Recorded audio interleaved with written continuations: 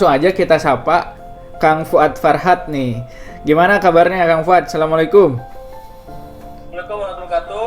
Nah, kali ini kita akan berbincang gitu mengenai bagaimana sih caranya kita dekat dengan Al-Quran walaupun kita sibuk menjadi aktivis, tetapi kita juga bisa untuk menghafalkan Al-Quran begitu. Nah, sebelum ke sana mungkin kita bertanya kepada Kang Fuad ya. Kenapa sih memutuskan untuk menjadi penghafal Quran, Kang Fuad? Ditawarin orang tua ya, ikut-ikut aja karena ya ini waktu saat itu ini bagus gitu. Ani juga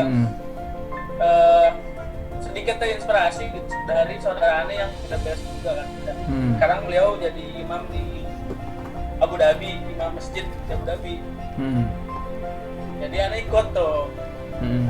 Kayak gitu. Jadi awalnya Ani sebenarnya ikut tawaran orang tua aja, Pres. Oke, berarti disuruh mungkin ya, disuruh atau disuruh sama orang tua. Jadi bukan keinginan sendiri itu untuk menghafal Quran. Awalnya enggak. Awalnya enggak ya? Maksudnya keinginan ada mungkin ya, cuma enggak kayak jadi harus gitu. Iya betul. Kan kadang ada orang yang memang udah strong why-nya atau memang dia udah tahu dari awalnya atau udah prinsipnya emang pengen hafal Quran gitu. Tapi ada juga yang dijurung-jurung gening. Nah, yang dijurung-jurung yang asalnya disuruh orang tua tetapi pada akhirnya jadi kemauan sendiri karena sudah tahu mungkin manfaatnya apa dan enaknya atau menikmati menghafal itu mungkin. Itu ya, lingkungan juga yang enakeun gitu ya. Sebelumnya aneh nggak ada kayak ambisi banget. Makanya aneh sebelumnya kan dengerin musik jalan juga. Iya. Nggak mulus juga sih perjalanannya. Tiga minggu awal aneh tuh udah stuck gitu. Disuruh ngafalin satu halaman aja susah men, aslinya itu. Karena emang aneh 3 minggu sebulan 3 bulan lah itu aneh ngerasain berat banget gitu. Karena itu kan kalau mungkin di rumah ngafal ya disuruh kan terus dikit-dikit. Kalau di rumah tahfiz itu sehari itu minimal 1 halaman. Maksudnya kaget juga gitu. Aneh nangis sebenarnya. 3 minggu awal kok susah banget gitu. Karena belum terbiasa ya, kan.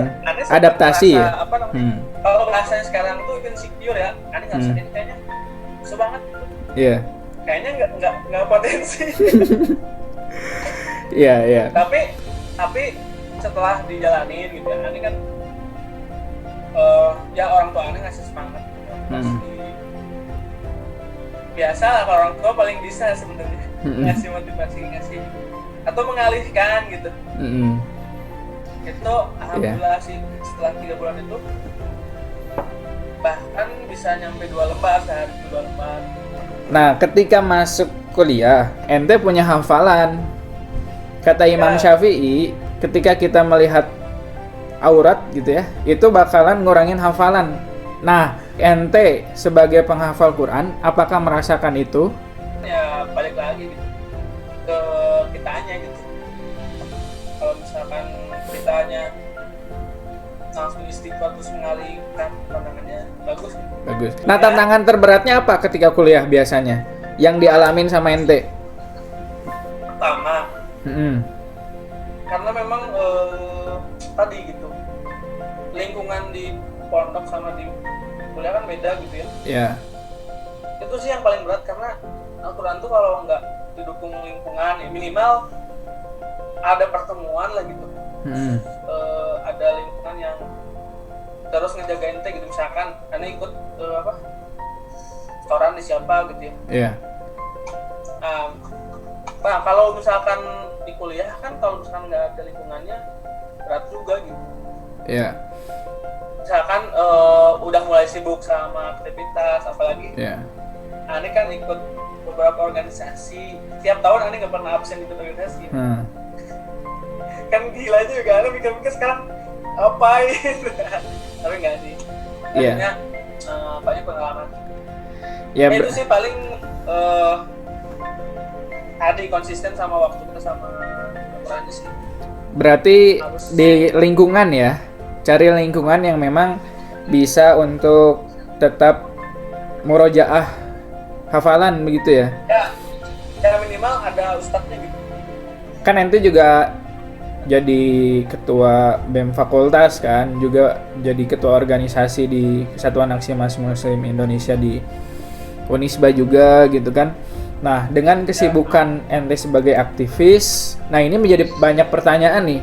Pertama harus ngafal Quran, kemudian yang kedua harus bisa bermanfaat untuk orang lain, kemudian yang ketiga harus lulus kuliah juga gitu kan.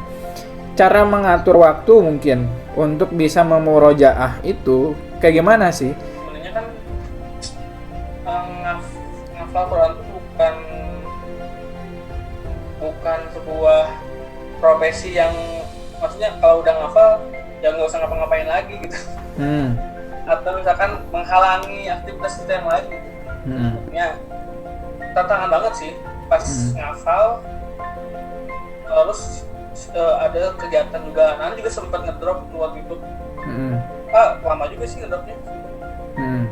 Cuman alhamdulillah masih kontakan sama teman-teman yang ini gitu ya, yang dulunya ikut bareng ngafal gitu. Terus masih kontakan sama ustadz nih, coba kontakin lagi gitu, minta nasihat. Ente ngafal kan udah 30 juz. Nah itu kan udah selesai nih. Ya. Nah kalau menurut orang gitu ya, menurut orang, ini adalah satu prestasi sih. Jarang yang jadi ketua BEM fakultas hafiz Quran gitu ya. Nah ini yang sebenarnya banyak didambakan sih. Iya, banyak didambakan oleh orang-orang. Pernah nggak sih ini tuh menjadi beban moral? Sebenarnya kalau beban moral sih ya pasti ya, setiap apalagi dapat amanah gitu. Terus beberapa kali juga dicantumin gitu ya, hafiz Quran gitu kan. Sebenarnya apa ya, beban, tapi itu kan aneh ambil positifnya aja gitu. Karena emang kalau dibawanya stres ya stres sih. Tapi kalau kita bawanya ke arah yang positif, jenis penghafal Quran tuh ada 2 gitu. Jenis apa? Jenis penghafal Quran. Oke. Ada 2 gitu. Yang pertama tuh dia yang duduk ngafal Quran aja gitu. Fokus gitu ngafal Quran. Ada yang kedua itu dia ngafalin tapi juga gerak juga gitu. Jadi ikut bergerak juga, jadi ngelakuin hal-hal yang lain yang bermanfaat juga buat orang lain. Tokoh yang menginspirasi ente untuk terus menghafal Quran siapa? Ustaz Abdul Aziz Abdul Rauf. Masya Allah. Ada yang sering bilang sih bahwa kalau kita ingin melakukan sesuatu hal, ingin sampai dari hati ke hati, coba sebelum melakukan sesuatu hal tilawah dulu.